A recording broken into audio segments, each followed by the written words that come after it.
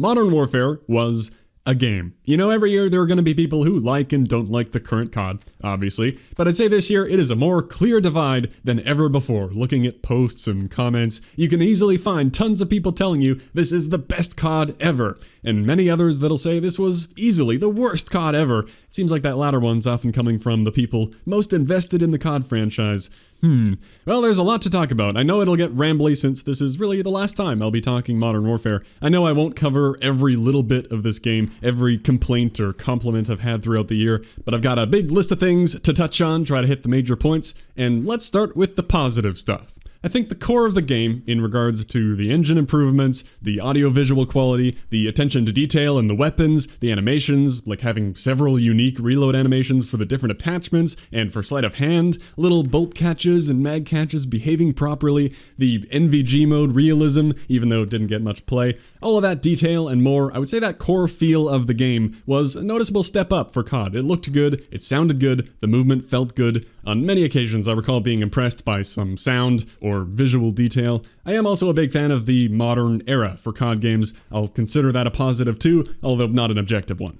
Speaking of details though, the gunsmith system I saw as pretty much all upside. The way they overhauled weapon customization, clearly putting a big focus on that. It was very cool to have 50 some odd attachments for every weapon, everything custom designed to fit with the guns. It's easy to contrast it against what we saw in the Cold War beta, where maybe there's more detail to come, but in that I found myself using the exact same 5 attachments that all had the same name on every weapon. In Modern Warfare, it's true that many attachment types were shared, like the types of grip tape, which I think is good so that it isn't too complex to learn and quickly build a weapon to suit your playstyle. While the barrels and ammo usually gave each weapon some variance, there were also a lot of uniquely named attachments and a good handful that had unique benefits too, that gave the weapons a lot of character and paid a ton of respect to their real-life counterparts. You could stylistically make an M16 or an RPK. There was tons of that, and I haven't even mentioned all the ammo conversion kits that were available too. Formerly, there was no 74U or Colt 9mm or AUG LMG in the game, and yet there was. On top of there already being a very impressive weapons list. I believe Black Ops 4 launched with 27 guns. Remember, there were 2 shotguns. There was only 1 launcher. Modern Warfare launched with 39, and now I believe we're up to 59 through all the free updates. I might be a little off, but that's a clear difference, and that's not including the ammo conversions that practically do make a new gun. I mentioned free updates there. That's a good segue into a major improvement we saw this year, to the monetization model. Activision said last year they wanted to have a less terrible reputation and laid out all their planned improvements, no supply drops, no season pass dividing up the player base, free content for everyone all at the same time, no hint of pay to win, and they knew they had to demonstrate it because they hadn't exactly built any trust. Well, they did a pretty good job sticking to what they said for once. I'm not naive enough to think they just felt like being the good guys. I'm sure there were mounting legal complications in regards to loot boxes, plus mounting frustrations in the community, and they saw another way they could make a butt-ton more money by keeping a more engaged player base and selling expensive cosmetics out the ass. So they went that way, and I'd say it worked. This COD has made more than any before, billions of dollars, and they built some good faith at the same time. Hard for that to have gone any better. The Battle Pass now letting you earn the full cost back and then some, so provided you already had some points laying around, like I always do from buying previous games, you could go through all those for free. If not, the paid tiers were only cosmetic, so who cares? And then there were tons of cosmetic shop bundles, which I have no interest in, but I'll gladly let the whales and whoever buys those things, like the weebs apparently, as soon as they realized they could milk the weebs, they started pumping out those packs. Clearly people go crazy over them. Well, sure, if that's your thing, enjoy. For once, I only needed to buy the $60 base game and nothing else. No DLC packs and then Warzone completely free. Cool. There was quite a bit of post-launch content too. They didn't scale it back just because it didn't cost extra, because of course the goal is to keep people playing and buying from the store, or at least keeping the game active to make others more likely to buy. Lots of new guns as well, always for free most importantly, and if you missed one, if you didn't get to tier 31 season, it wasn't too bad for you, you could just do an unlock challenge. Just all amazing changes from BO4, where there was a DLC pass, deluxe edition, PS4 got everything first, battle pass, random reserve tiers, then even more more loot boxes added later on because reserves wasn't enough, back to locking new guns and RNG drops where I'd never use them and not care, just bleeding every drop out of people to the point that it felt disgusting to play or be a part of. This is so much better. I will say that battle passes are exceptionally boring, and every game has one now. The time played system is boring, and earning things that basically everyone else also has is boring. It's not that I truly enjoy having it or the store, it's just that this is what enables this massive game to only cost $60 or free in the case of Warzone, and this is not offensively bad to the point of it affecting gameplay balance like before, because that's the big thing. Beyond that, I don't personally care as much as some people about the monetization model because I'm never going to buy anything regardless. The prices of their bundles all seem absurd to me. How could some outfit and blueprint be worth $24? But I would never complain about that because who cares? If it isn't worth that to you, then don't buy it. To some extent, the price of cosmetics are their value. That's why people buy expensive accessories and brands in real life, to show off. All I see are bad financial decisions, and I like to judge those people harshly, but you do you. I like aspirational cosmetics that show off an in-game accomplishment, and that's about it. So I think the current system is boring, but considerably less evil. They still do their best to get you with the absurd number of effects and flashing lights when you buy stuff, but that's sales. No matter what form it takes, gambling slot machine form or not, they're still going to do their best to have you part with your money. At some point, you just have to take responsibility for your choices. Maybe I should have more sympathy for people with gambling problems, but I didn't personally have a problem with World War II's system. Despite the evil existence of supply drops, they didn't go the BO4 route. You could easily earn those credits to unlock all the new content like guns on day one of an update without paying anything. And that was a lot of fun to do. Now I gotta wait through 30 tiers or else pay up the big bucks. That said, don't get the wrong idea. I would hate them if they added supply drops again, and they aren't going to, thankfully, or it doesn't seem likely. My main two reasons for hating that would be, one, the obvious slippery slope to locking stuff that matter behind them, like new guns. In the perfect world where they stayed cosmetic, I wouldn't really care, but that would always be a looming threat. And two, the meta reason of the fact that it would be super stupid. Everyone would hate it, people would go nuts, all good faith destroyed. So I would hate them for doing that and giving everyone more reasons to hate the game and just make it not fun to play. It's not fun to play a game that's being circled by that much toxicity, like the path Black Ops 4 went down. So I'm glad they saw how very profitable this new system could be, and I don't see it going back. Why would it? My biggest concern going forward is that they could push too far in the direction of making earnable cosmetics feel irrelevant, which makes sense for them to gradually do to make the stuff you buy cooler and flashier in every way than what you can earn. We've already kind of seen that happen with how earnable outfits are probably not coming back. Remember the Weapon Mastery royalty gear in Advanced Warfare, or the gold hero gear in Black Ops 3? I'm guessing it's all COD points from here on out, but I'd love to be wrong. I don't see them ever getting rid of the Mastery camo concept and getting away with that, so that's good. Same with there being some emblems and calling cards to go for, and even if there are flashier camos, I'll always prefer the thing that takes effort. So I'm not sure what would be the next thing we lose to the store, but that is a way that I could start to dislike the over-monetizing. Even if it doesn't affect gameplay balance, it could affect the gameplay loop of fun, grindable achievements, and that would suck. Maybe some people care about the realism aspect too. As always, the packs get more and more absurd deeper into the year, like how the tracers have now left reality behind. There are guns that turn people into electricity and a pile of colorful pixels. I think that's stupid when I see it, but I've never been one to care about realism in COD multiplayer. That's just not what it's about. I also need to add, I know the PlayStation exclusive thing isn't gone, I brushed past that earlier, but yeah, I did not care about not having survival mode, still haven't played it and never will, and I predict I will also not care about Cold War's extra zombie survival mode thing on the multiplayer maps. Go wild with that, PlayStation. You suck, and exclusivity sucks, but getting all the DLC synced up is such a huge upside to me, keeping the community whole. That's several magnitudes more important than whatever minor game mode variant they make and some occasional free loot packs. Don't care. Very good trade. Okay, talked about that for a while. Bottom line, big improvements to monetization, not over-milking players in every possible way, free DLC all year, no splitting the player base, and there are no signs of that new system going away. Very cool. Big step forward for the franchise. I did mention Warzone in there too, but that deserves its own point. The massive BR mode, and I guess Plunder and other modes too, completely free to play, supported by those cosmetics, and it harnessed an absolutely massive player base because of it. I'd say it released in an uncharacteristically well-polished and play-tested state, which I think really helped it take off. It certainly has its problems and has gained many bugs and problems over time, but it's well supported, it's still massively popular. I know on a technical level, to have Warzone running on consoles, these massive games on that big map with relative stability, I don't know much, but I know there's a lot of impressive stuff that went into getting this game to run. I've seen a couple behind the scenes videos breaking it down. It's pretty interesting what they accomplished here. Back to the gameplay side, I was never crazy about most of the limited time modes that came and went, but recently with Armored Royale and now Zombie Royale, they've been getting creative, and it's cool to see. They're not slowing down. This Halloween event was a pretty darn high effort with all the changes and decorations. Anyway, I'm not even a big fan of the BR genre, like I would hate playing it solo, but any mode with that small team camaraderie is what's fun to play with friends and to care about the win, and Warzone brought a fair number of new mechanics to the BR table that help keep the pacing up and eliminate some of the traditional BR RNG. Again, it seemed shockingly well playtested and well thought through, because I guess they had the extra time to learn from Modern Warfare's problems and polish it up. I'm not going to do a full in-depth Warzone review or anything, I have whole videos about that,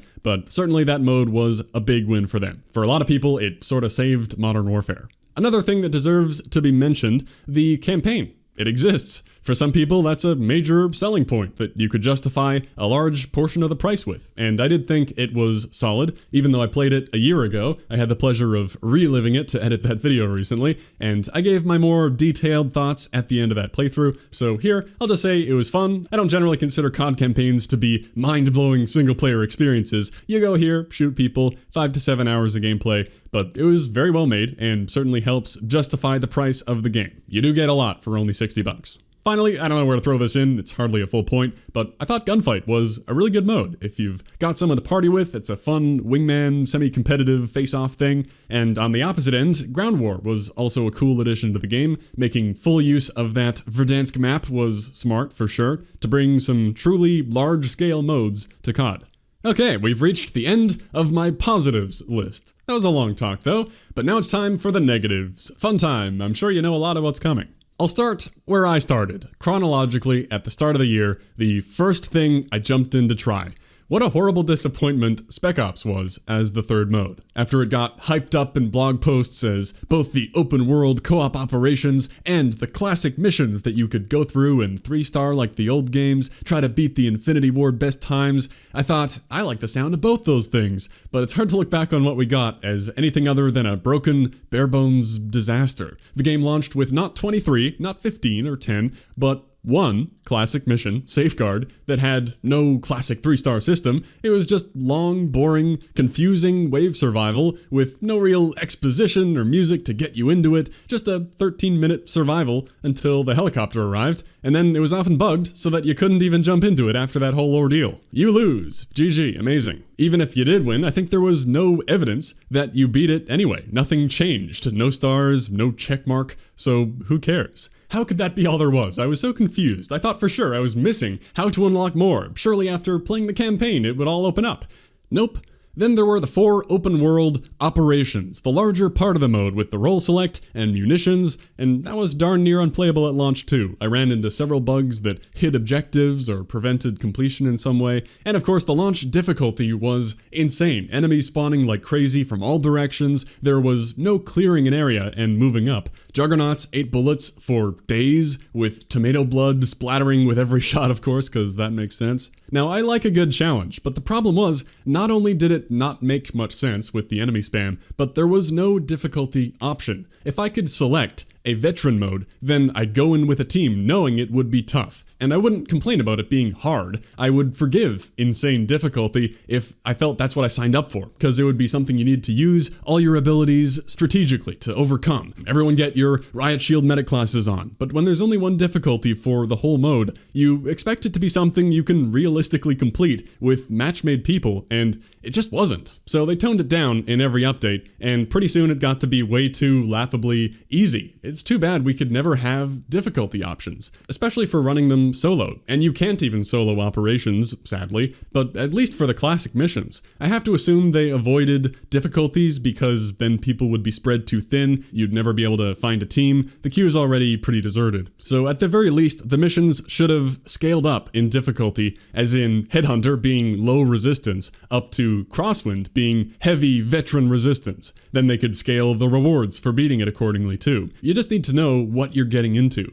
Now, much later, they did add the modified veteran challenge modes. Those were cool. They made lots of creative modifiers, and it finally gave you that optional challenge to take on. Having that at launch or in an early season would have made the mode make a lot more sense. Sadly, I kind of stopped caring about the mode at that point, because everything we've covered so far was just about making the mode playable. The second part would be making it replayable. The XP sucked at launch, then it was buffed to be good maybe a month later, while the weapon XP was still awful, except for how you could sort of cheese it in operations like Paladin and Strongbox, where if you kept up a 9x kill chain, probably with a sentry gun, it starts to make the weapon XP actually worthwhile. Still, the consistency of small map multiplayer is hard to beat, and you still have to play multiplayer if you want any camos. Other than the XP, there was a reward for winning each operation one time, which I did, and okay, game over. It's not that I'm only in it for loot. I don't need you to make a bunch of emblems and sprays to bribe me to play your game. I want to be clear, that isn't what I'm looking for. I don't put any value in that. Like, that eventually ended up being done for Classic Ops here, having a few things to get after they finally added the stars and all that.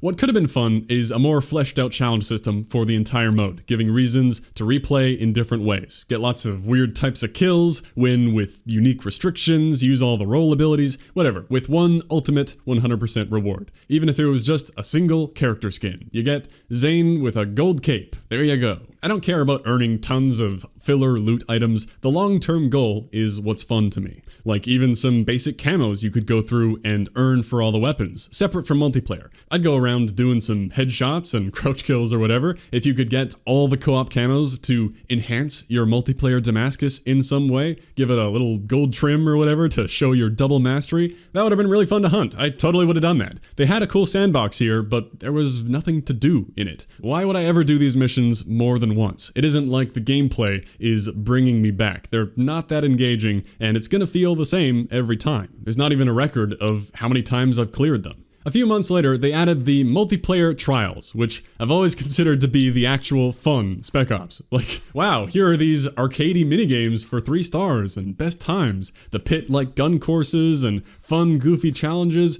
Wow, where were these? But they were limited by tickets and were just a means to XP, which isn't worth anything in this game. Having a set of trial-like Classic Ops could have been fun. Or maybe when you get 3 stars on one with a ticket, you could unlock it to play infinitely in Spec Ops. And similar to what we got in the games of summer, you could replay all the trials with legitimately difficult Infinity Ward best times to beat, and you could practice all of them, go for leaderboards. I think that would have been a fun thing for Spec Ops to be. But yeah, there was none of that outside of the limited time summer games. So that was that. One half-assed classic mission with no stars, no best time, too funny. 4 nearly unplayable operations that were patched to be playable, but not replayable. So sadly the mode died pretty quick and seemed to lose its support. Seasons 1 and 2 added some more missions, of course, but maybe the plug got pulled on that as Warzone took over.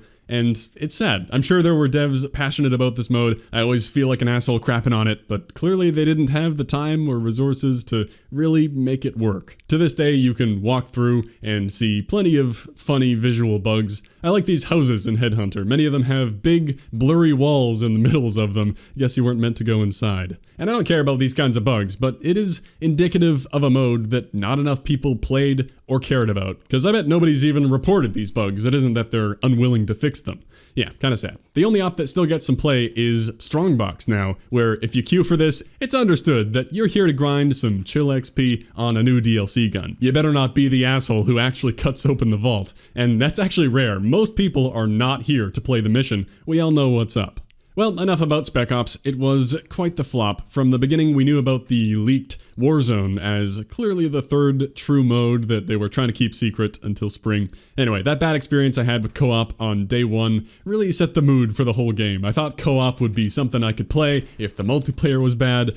And nope, turns out it's all bad. I'm sure that upset some people, so alright, what's up with the multiplayer? Well, the problem is, it wasn't fun. Opinion alert, a bunch of you disagree because we like different things. Yeah, let's go through it. Gameplay first, progression second. One thing I really think we should all agree on, the spawning system. What the hell happened to the spawns? Spawning algorithms aren't simple by any means, but it's something that has been okay for many, many years. How did it get screwed up so terribly? They did something new and it went badly. I remember in the beta, I had a couple spawns where I spawned in view of someone and got shot immediately. On big maps too, this was Grozno Raid. In every COD beta, I always hear people say the spawns could use some tuning, and usually every year, getting some more data can help smooth it out. But this was my first time running into obvious spawn problems, and boy did that never go away. First, there's the issue of how they were nowhere near as predictable in terms of larger scale map control. It felt more random, which is frustrating when you want to be moving around, understanding where you'll be finding enemies, not getting shot in the back where you feel like it wasn't your fault.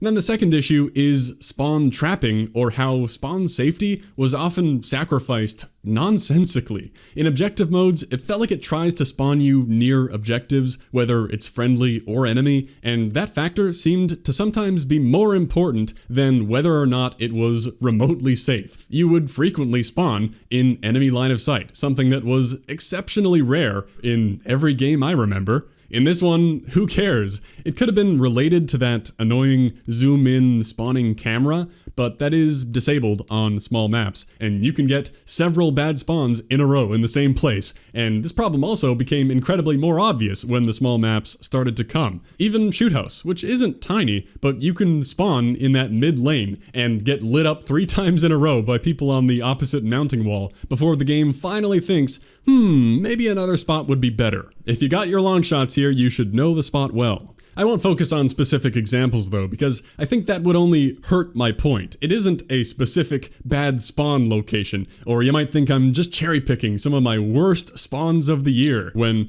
no, I grabbed these clips in the last week. I didn't have lots of bad spawns recorded, because they're so common. Spawning in front of someone isn't a crazy event like it would have been in a previous game. Then Shipment and Rust just made a mockery of the spawns. I know Shipment is chaos incarnate, but Shipment can play normally. Don't pretend it can't. We saw it in World War II. In this game, fuck it, everyone spawns on top of each other, and the objective spawning thing was super obvious at first. I think it got tweaked over time to be less obvious, but when Shipment came out, you would always spawn on the edge of the hardpoint along with enemies. As soon as it moved to mid, it would just become insanity. It was dumb, and if you capped 2 dom flags, you could camp on the third one, and all the enemies would spawn there, guaranteed, non-stop. Just a free, no effort, no coordination spawn trap. This has since been toned down, but it seemed like the solution was, let's just make the spawns even more random and make Shipment 5v5. Yeah, that'll fix it, because you still spawn on people all the time. I know a little part of the problem is the shipment containers not being angled, because those extra corners provided some good spawn points in other shipment iterations,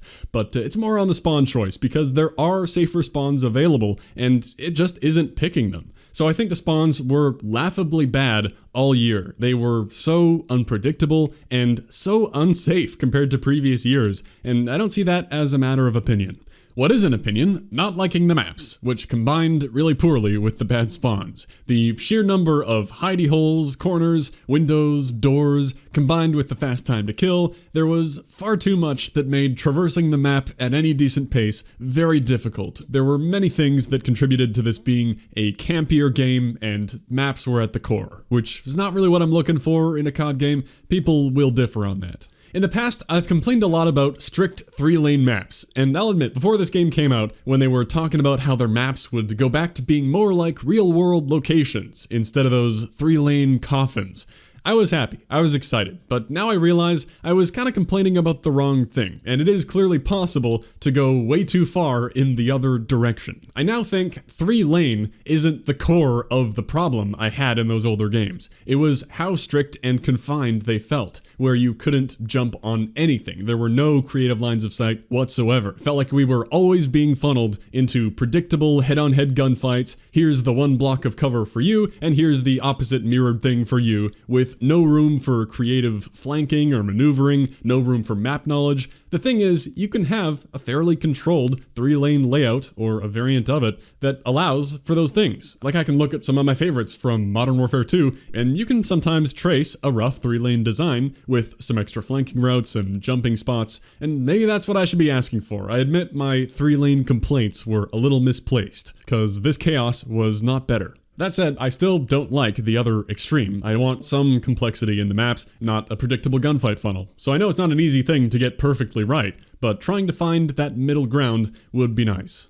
While we're on gameplay, I could go through a brief list of some of the most prevalent complaints that were spammed all year among the vocal majority of experienced COD players, it seemed. Let's go. The minimap changes, not showing up when firing unsuppressed unless there's a UAV up. I guess that allowed them to make more realistic suppressors that didn't nerf your range, but yep, found that to be an annoying, unnecessary change that also contributed to the campiness of the game. At least there was a minimap. Remember when that was what they were trying to do? No map at all in core modes, but they outright refused to go any further, apparently. Too bad.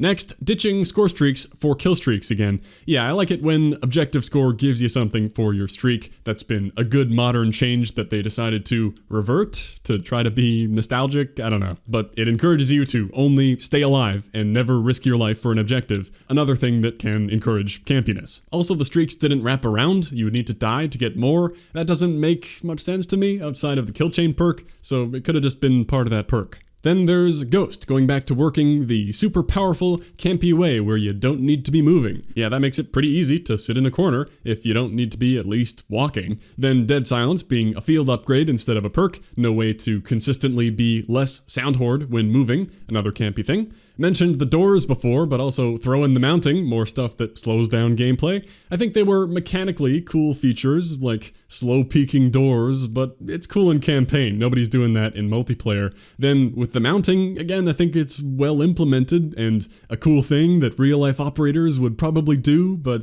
again, just doesn't fit with the pacing of how I want to be playing COD and only serves as a needless frustration when someone's mounted up in a window somewhere. Another thing, lobbies not staying together after each game, annoying to not have the option to stay. Also means there's no point in staying in a losing game in progress, may as well just find a new one right away. On a similar note, no map voting, too bad. And less gameplay related, XP tokens counting down in real time, that was always annoying, but I don't think that's going to be changing. I think those are what I care most about among the list items. I've seen some people's gameplay lists be 30 things long. Honestly, even those things I agree with, but I don't care about as much as I think some people do. I sometimes see people who seem to think if just the minimap were back to normal, the game would suddenly play way better.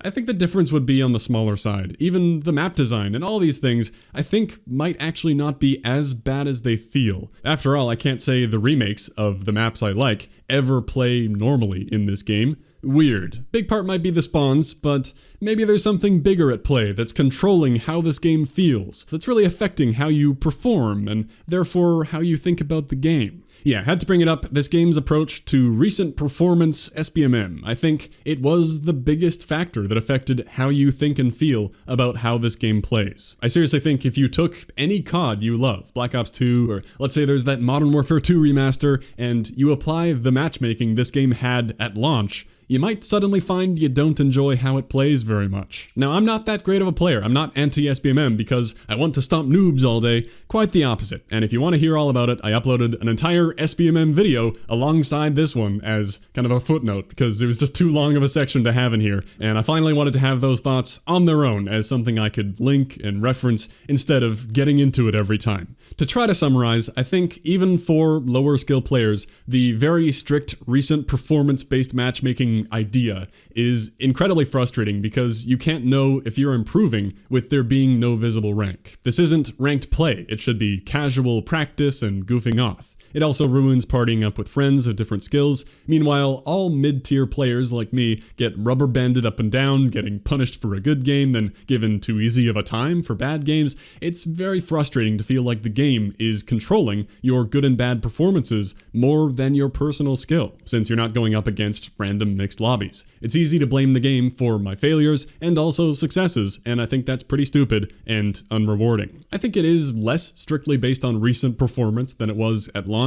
It was so easy to notice the pattern at first of it adjusting rapidly based on how you were doing. I think it's been tweaked a few times, but regardless, it's always a frustration that severely harms the enjoyment of the game for anyone who takes it somewhat seriously. It probably does make the money by giving the most casual players an easier entry through the instant gratification of doing okay, which is a good thing to get more people into the game, but if they can never get that feeling of tracking their improvement, it's kind of killing that learning experience and sense of progression. This game is already built with mechanics that allow new players to succeed. We already talked about the hidey hole, safe space maps, there are tons of cheesy weapons. The matchmaking on top just seems short-sighted to me, and I'm probably wrong if you look at the data, but it's not what I find interesting about multiplayer games, and I think it's a shame to have lost that casual COD experience. So if you want, there's that separate video going into way too much detail. I've tried to not bring it up much over the year because I'm sure it's annoying to hear the whining about it. It feels incredibly pointless to bring up. It ain't gonna change anything,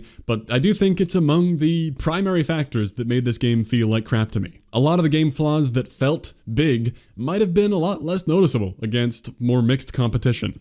A couple other grievances: the frequency of updates and communication was good in some ways, except for the areas where it wasn't, like the issues they would outright refuse to ever talk about, like all the things we just went through, and also how the patch notes were very incomplete. All the stealth changes, the patch notes often only skimmed the surface. And I know there's a lot of people working on it, there's a lot to document, probably a lot of remote work going on too. There can be a lot of extra work to track all the final changes that end up in each update, but it's important. It felt like there were some major communication issues, and it's really frustrating for people who want to keep on top of what's changing. And a major annoyance with the frequent updates was things you like going away, always being rotated out. Shoot the Ship and Shipment 24/7 being the community's favorites. Those COD Twitter replies are always full of spam to bring it back. And I know complaining about that nonstop seems stupid or entitled, but for a lot of people, because of all those problems we just went through,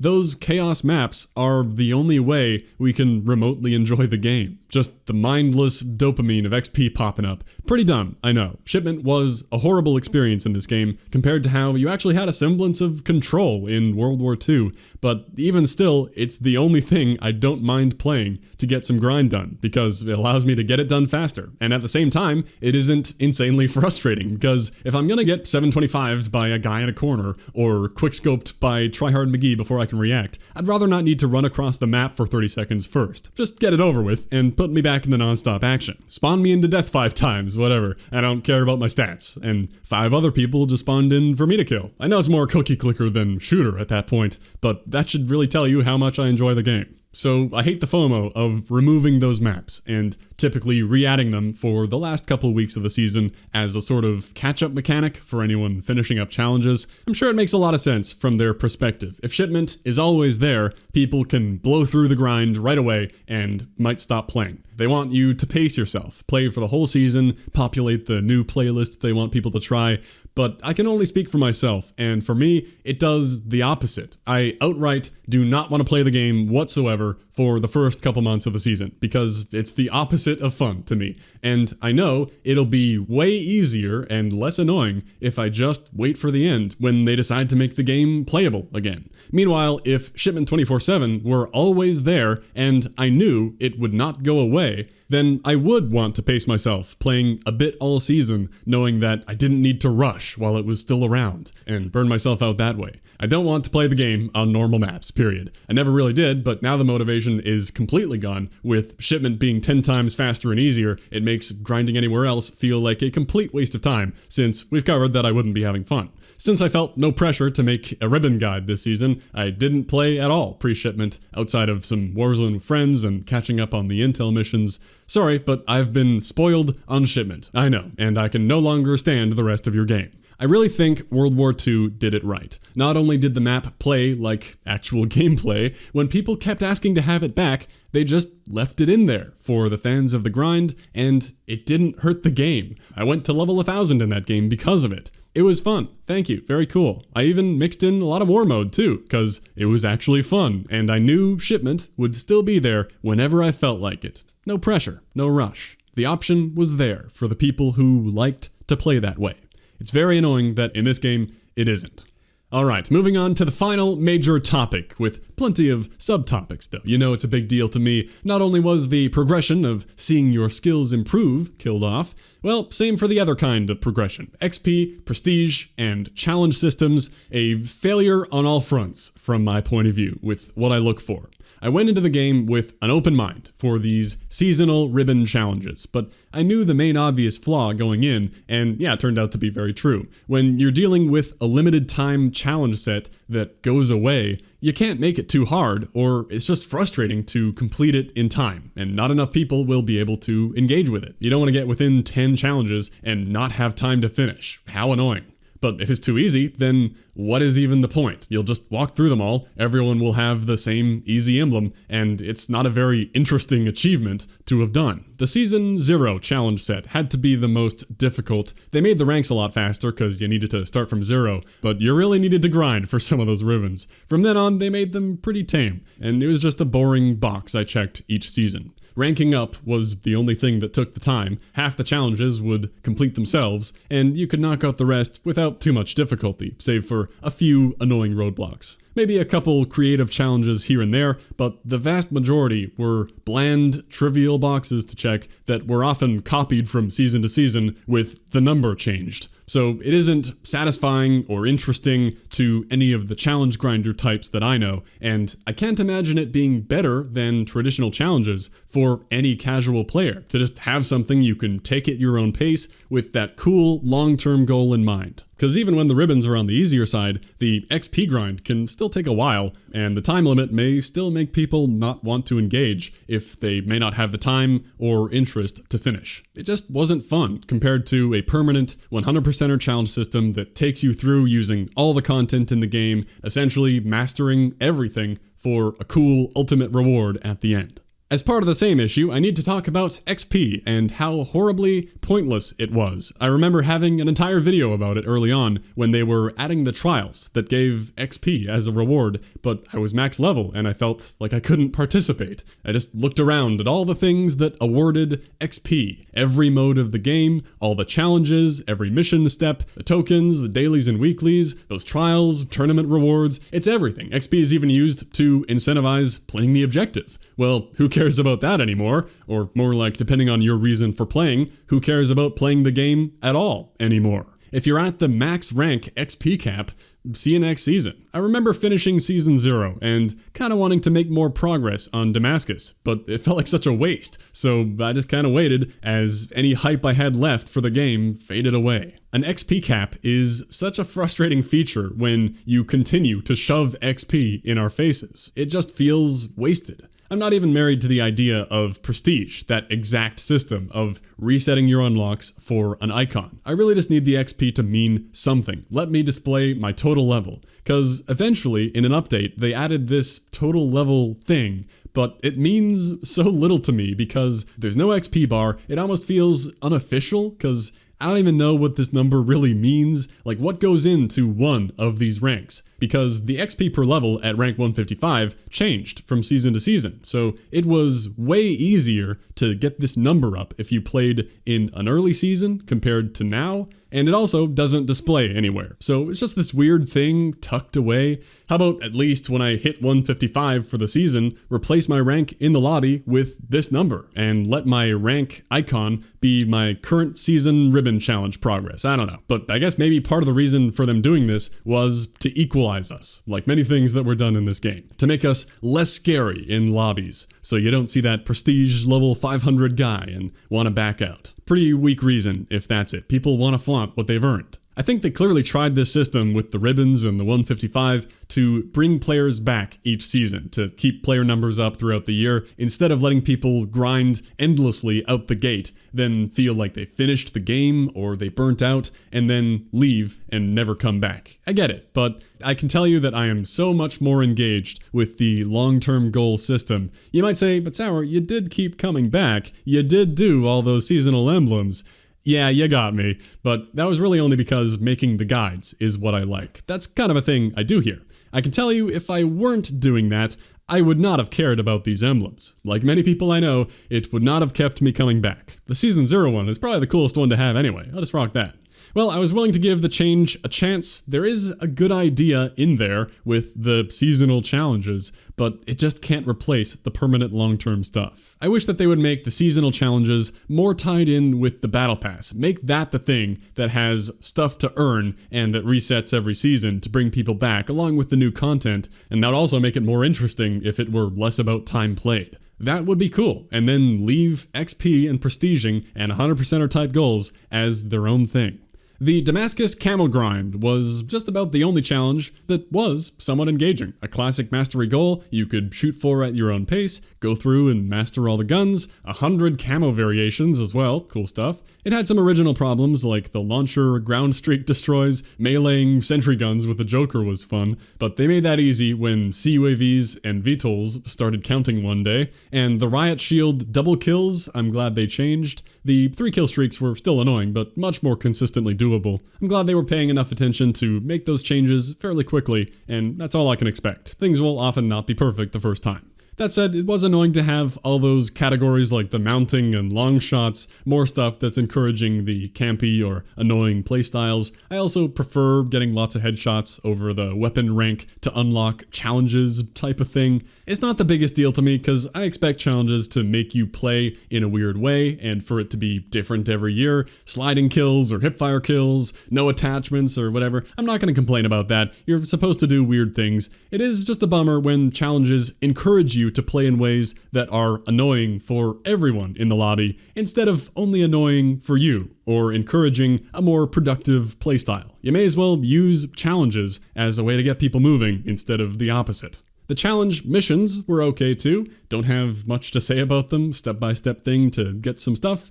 Alright, not super engaging to me, but nothing bad about them. They're just there. A good addition, but not a good replacement for the long-term stuff I look for. Something else I want to bring up, those dailies and weeklies. They added those in some middle season as yet another XP source, already covered that. Like, what is the point of these? Why would I read my dailies and focus on doing some challenge for 2 or 5k XP when I can play mindlessly and get 20k XP every game? All this XP is worthless. However, one daily does give you an item every day. That was almost interesting. They were mostly lame items, but some were cool. They added some more for co-op and Warzone dailies as well. But mainly, it would have been kind of fun to get on every day and check them all off to eventually collect everything there was. But nope, because you didn't check them off. It just randomly gives you one, even if you already did it. And it doesn't even warn you. Here's this thing you already have, plain geometric sticker number 25. Alright, go earn it. Even if you actually already did. They have made it better now. You can inspect it, and it'll have a check mark. But at first, you were expected to remember or scroll through this mess alphabetically to see if you still had it. So the dailies were yet another bummer I couldn't be bothered with. As you can tell, I like completionism. I don't care about crappy stickers. But that leads me to the other point I wanted to make. The organization, or lack thereof. I think the organization is a big part of what makes a system fun. Checking stuff off the list. Modern Warfare 2 style, or 100%er style. This disaster area that is my calling cards and emblems is incredibly unsatisfying. I have no desire to collect more of these that I'll never look at or use. Now, something that actually was well organized was the late lifecycle weapon mastery grind. Yeah, I've already spent a little too much time talking about that when it came out. Something that sounded cool, I was looking forward to, that completely flopped for me and nearly everyone I know that was looking forward to it because of the zero retroactivity. Now, the emblem challenges had some detail to them, and those were totally fine as new challenges, of course. It was only the kill count and headshot ones that were stupid to start from scratch, because the game clearly has that data right there in our combat record. I even understood obsidian being a new thing, sure. But to drop that obsidian camo, get people to grind it, not even have a mastery camo for getting every obsidian, and then drop those cards a season later as another fresh grind, disregarding your kill count up to that point, throwing your prior dedication to the game in the trash, it just felt disrespectful of people's time. I won't complain about how hard a grind is, only that the lack of retroactivity here wasn't fun. I grinded out kill counts on guns before there was any rumor of them developing these kill count Modern Warfare 2 style cards, because I thought it'd be a fun thing to get 1,000 kills with every gun. Then to have that mean nothing in this system that should have celebrated dedicated players and encouraged them to continue their grind.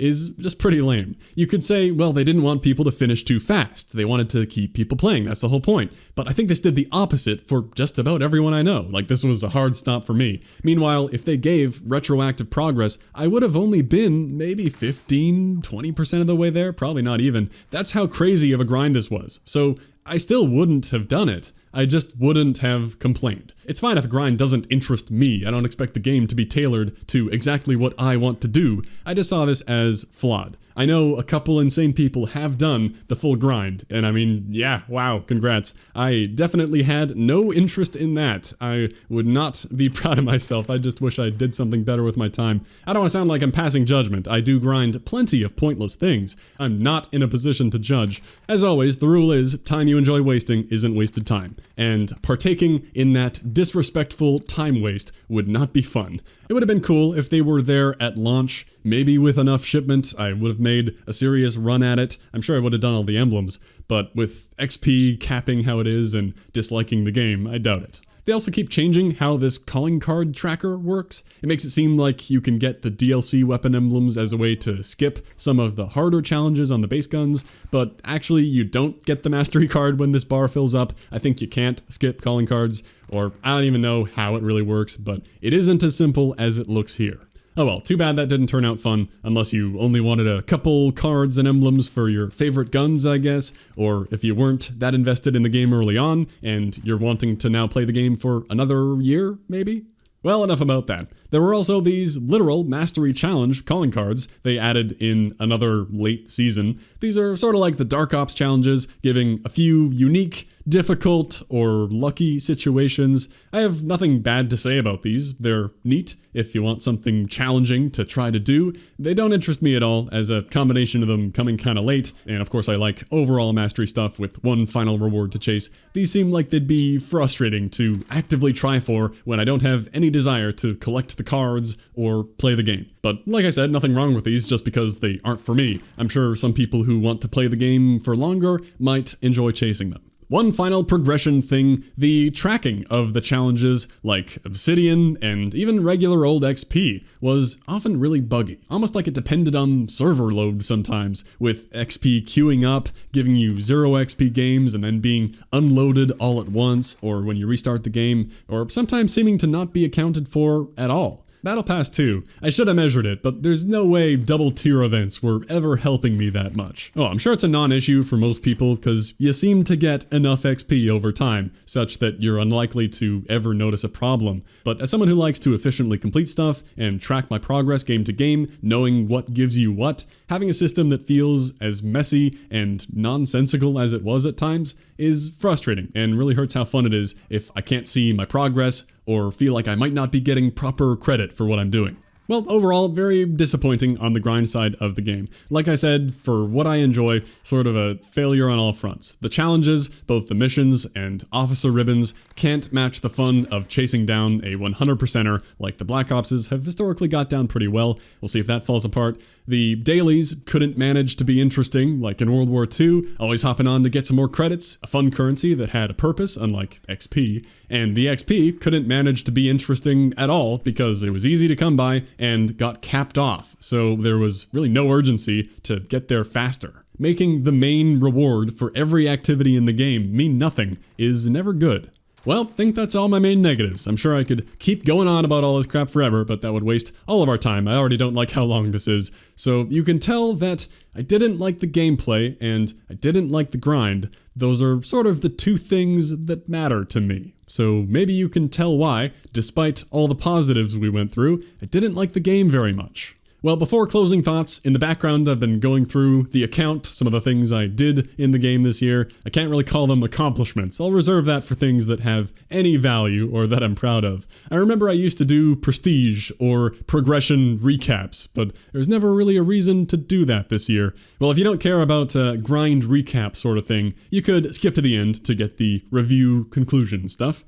Good old stats. I don't care about my stats here, never do. It's not like I'm thinking about my KD on shipment, grinding out all the ridiculous challenges, and not like I ever play with anyone and try to win. I'm shocked my win-loss is even positive. How is that possible? Because I leave so much. In past games, I liked to not leave matches. Whatever it is, I'll stick it out. Seemed like the right thing to do, and it's not like I ever rage quit, but now, if it's a crappy map, which is most of them to me, I'm just out of there. Or even if I'm looking for shipment in Shoot the Ship, getting thrown into Shoot House all the time, I'm gone. Why would I waste my time hating it? Plus, lobbies are going to disband after anyway, so thoroughly average stats as usual, and somehow positive. Looking at these mission challenges, I did do most of the multiplayer ones. Stopped caring at the end here, never bothered to get anyone to party up for that, but I did finally do the couple that were about gunfight and cyber attack that I'd been holding on to since launch. Of course, I did all the co-op missions, always got them done day one to make the guide. I did like strategizing the best methods. Those were short, but they were the one fun reason to actually replay the co-op in specific ways. A tiny taste of what a co-op challenge system could have been. Then the intel, I did keep on top of that in batches. I always do them at the start of the season to not be wasting the XP. And it's also fast to run through them when you have multiple, since you can do one step of each mission in one game of Plunder. They are a cool thing, I guess. I didn't get that into the Verdansk lore. Then the Warzone missions, they added so many of these, and I actually did quite a few. One day when Rumble was in the game, I blasted through tons of weapon and equipment grind with good tac insert flanking. It isn't the worst thing ever. Not fun though. And then they added a ton more, and Rumble hasn't been around recently, so yeah, don't care about ever doing the rest of those. Not like I want any of the items, it was just something to do. The operator challenges too, went through and did all of those I could do. There were some win gulag and revive teammate steps that were bugged for me, even when I made sure I was that character in game. Oh well. I did do all the seasonal emblems, of course. They may not have been too fun or interesting, but I liked making the guides and all that. I wasn't bothering with Season 6 at first, but they dropped double XP Shoot the Ship, so why not finish off the year? It only took the weekend. The only thing that was a little weird were all the point-blank challenges, but that's why I waited for shipment. Ran around with SMGs and even the old deputy shotgun to make both of those a breeze. Oh, and the 25 equipment destroys too. Always a fun one. Got it done at rank 152. Just need to get that one magic lucky game where there's a guy rocking double claymores the whole time. So that's all nicely tied up. Not gonna touch whatever they do with Season 7 though. My total level, whatever that tells you, is a bit over 1,000. Cool, I guess. But remember, that's nowhere near a level 1,000 in an older CoD that comes after 10 prestiges. I guess 755 of those levels would account for all the seasonal ranks. I'd honestly rather just see my total XP there, because at least that has a consistent meaning that could be compared to other people, since the XP per rank varied. I guess you could just look at your score on the leaderboard though. I did play enough to finish every battle pass, except this one. At least I got my points back on the way to the emblem, so don't care. I guess I could AFK it in Plunder. I've never needed to AFK tiers before. I think they really tightened up the Plunder AFK kick system, but now I think people do it by just disabling parachute auto-deploy so that you infinitely die and never get kicked. Pretty hilarious. It even auto-queues you after the game, so I think you could leave it on overnight. I don't mind sharing that because it's solo, you're not harming a team. I would never want to do that. Also, no macro involved, which would feel cheaty, so I don't mind this cheese one bit. Wish they would stop making time-played battle passes. People will always find a way to AFK. I mean, actually playing the game? Who wants to do that? Of course, I did Damascus, the one solid mastery objective, back in December, around when Shoot House got added, if I recall, and that map finally made the grind not suffering, so I got it done. Same with the reticle challenges around the same time, which were not very demanding, just made sure to have the right sight on whatever I was using to make passive progress. They're not like the World War II reticles. This was a much better reticle system, I will say. I should give one last look at my personal spreadsheet tracker. I did end up getting nearly every DLC weapon camo after saying I wasn't that interested, since I always care more about overall mastery type stuff, and I liked the idea of getting base weapon obsidians, hoping for an ultimate camo, or working on kill counts, but when that all fell apart, I did end up getting some more golds. It's not that I ever worked on these by themselves, cause I didn't care about how much I finished. I just found it fun to work on something while ranking up for 155, so only left the crossbow and melee, cause I hit 155 and was done. Also, screw the crossbow. The melee would be super easy, but isn't very interesting to me.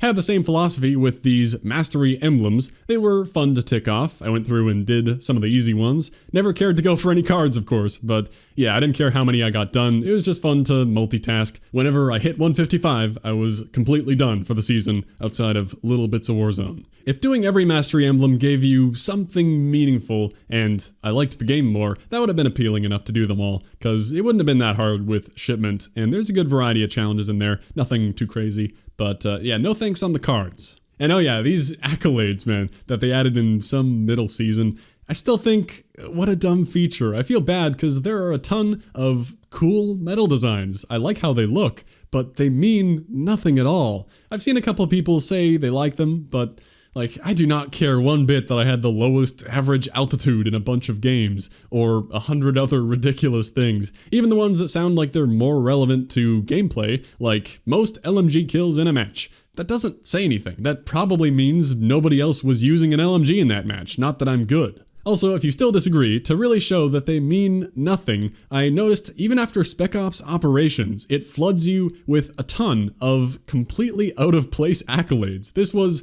a quick 2-minute operation where we just died right away, and look at all these completely unrelated objective and weapon and multi-kill accolades. Pretty sure I didn't even do half these things, and that's not just a visual bug from a recent multiplayer game or something. You do get a different spam of accolades every time. So they look pretty, but are very pointless. I don't know why time was put into those, because on the other hand, something like the medals in other games is cool information to have. It's fun to see how many 5 kill streaks you got, how many collaterals, how many quad feeds. I'd love to know my career stats like that. And even the useless stuff, like the distance I've walked. But not the most of something in a game. That means nothing to me. Oh well, who cares? Not like they hurt the game. Well, that concludes all my major talking points for Modern Warfare 2019. I think it's a beautiful game, filled with detail and plenty of improvements that completely failed to deliver the fun for myself, and seems like a large portion of COD fans like myself. The list of issues we had with the game that got shouted from the rooftops for the entire lifecycle were generally purposefully never even acknowledged if it's something they had no intention of changing. They really stuck to their guns, which I'm sure some people appreciated, because what we see as a flaw, some people may like. But when the complaints of a large portion of the active community who want to like the game are never even discussed or explained, it can only feel like they're saying, yeah, we can't talk about that because we know we're not changing it. This game is being designed to appease this crowd over here. We don't care about you and what you have to say, which is not what you want to feel. You can't make a COD game that everyone likes. I know that's impossible. Some people will always want it a different way. But you can communicate better to explain why things are a certain way, and often find good middle grounds, or offer multiple playlists to give people what they want to play. To look back at COD World War II, that game launched in a rough state too. A lot of people weren't happy with it, design and fun-wise. Stuff like slow sprint out and healing and limited sprint and divisions and a bunch of stuff. It felt like a bit of a mess, but halfway through the year, there was a major shakeup. They were suddenly willing to change some of their design philosophies, and a series of updates later, the game was in a much better state, in most people's eyes, it seemed. And now, I look back on World War II quite fondly. Well, this game did not have a mid-year renaissance, and I'm not going to look back on it fondly. Maybe the fun times I had with friends in Warzone, or some of the fun I had with making the videos, but certainly not the multiplayer. Lots of us are not going to see eye to eye on whether or not we enjoyed it, but don't be that patronizing guy with the people didn't appreciate what they had with Modern Warfare, and now, after playing Cold War, it's obvious how amazing this game was. Or a good one, Activision screwed up by making Modern Warfare too perfect. Yeah, those are annoying posts that I've seen popping up on the daily recently. Oh, Modern Warfare was a masterpiece and you guys just didn't realize it while it was here. People always hate on the current COD.